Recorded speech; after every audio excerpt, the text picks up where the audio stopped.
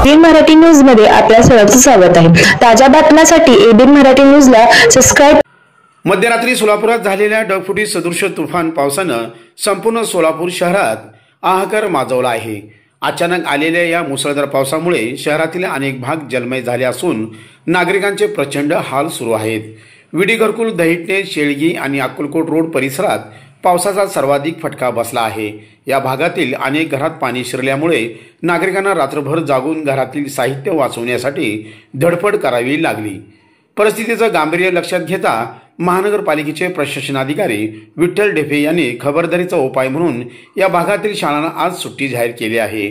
पाण्याखाली गेलेल्या परिसरातील विद्यार्थ्यांच्या सुरक्षिततेसाठी हा निर्णय घेण्यात आला असून पालकांनीही यामध्ये सहकार्य करण्याचे आवाहन करण्यात आले आहे।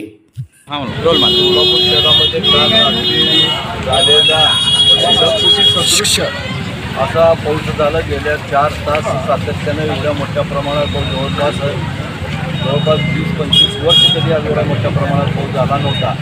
एवढा मोठा पाऊस झाला। त्या पावसामध्ये विडी घरकुल भाग असू द्या, शेळगी भाग असू द्या किंवा अनेक भागामध्ये नगरामध्ये पावसाचं पाणी घरोघरी घुसलेलं आहे आणि पावसाचं पाणी अजूनही प्रत्येकाच्या घरात गुडघ्या एवढं कमरे एवढं पावसाचं पाणी आहे।